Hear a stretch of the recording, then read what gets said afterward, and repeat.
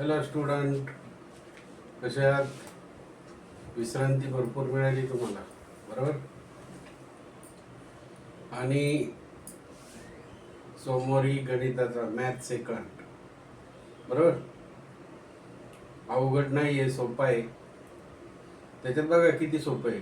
Triplet, Pythagoras theorem, hypotenuse, height and base, sine theta, cos theta, tan theta, sec theta, cosec theta आणि cot theta. 0 degree, 30 degree, 45 degree आणि 60, 90 degree. 45 डिग्रीचा तर सगळ्यांचा पाठ आहे. Sign 45 1/√2, cos 45 1/√2, ten 45 1, आहे की नाही? मग त्याचा 1/sin म्हणजे कोसेक, 1/cos म्हणजे सेक आणि 1/tan म्हणजे कॉट.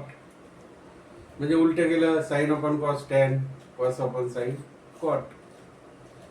म्हणजे सगळे बरोबर थोडंसं लक्ष देऊन केलं तर.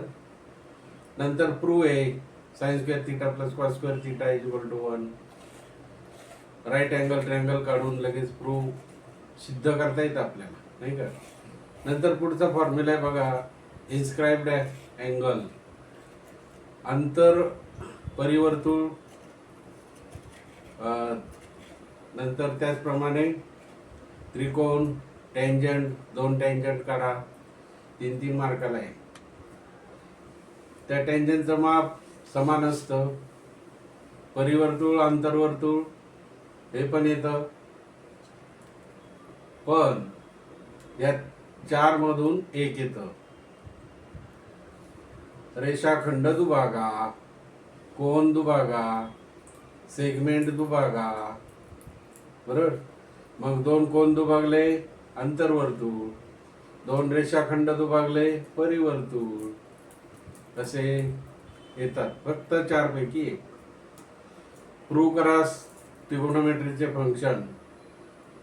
सेक theta into 1 bracket 1 plus tan² theta is equal to, ते सगळं तुमचं sec² थिटा पाठ झालेलं आहे, बरोबर? आता या ठिकाणी आपल्याला ABC हा इन्स्क्राइब्ड अँगल आहे बघा, ABC. आणि AC हा काय आहे? डायमीटर, व्यास आहे. O केंद्रबिंदूतून जातो, centre. AC is the diameter of the circle. M arc X, इथं X लिहायचं राहिला मित्र, बरोबर? X लिहून टाकू आपण.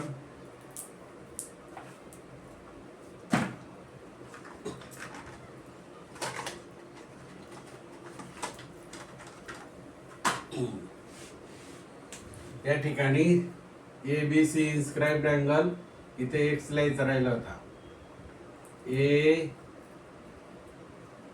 एक C, आर्क एक C, फाइंड द आर्क एक C.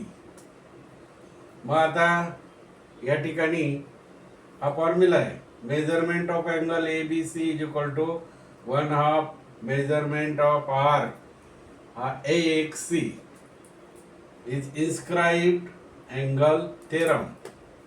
हे थेरम कोणतं आहे? Inscribed angle थेरमचे.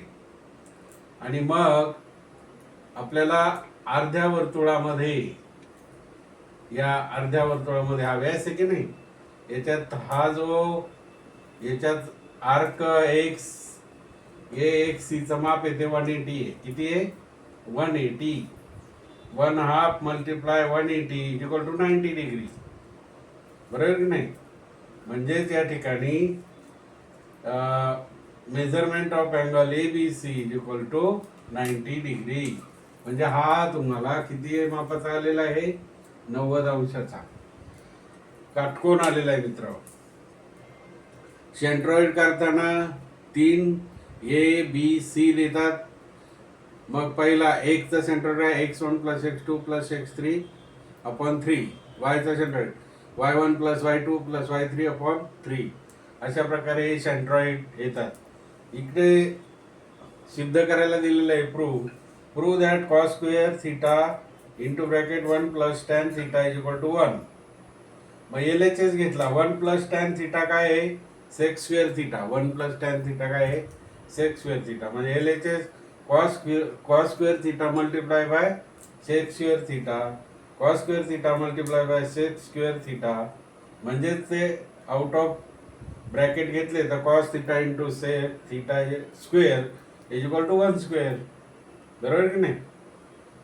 इथं cos theta multiply sec theta काय 1 upon cos theta, cos theta जाते 1चं स्क्वेअर 1, म्हणून it is proved that cos theta multiply by sec theta square is equal to 1.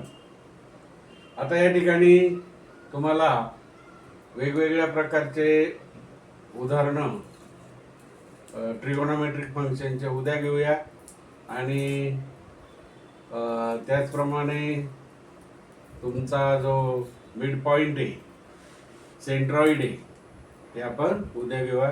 काही मुलांना दिलेले शेअर करा, लाईक करा आणि सबस्क्राईब करा मित्र. ओके, वहीमध्ये लिहून घ्या, सोमवारी व्यवस्थित लिहा पेपर. शुभेच्छा.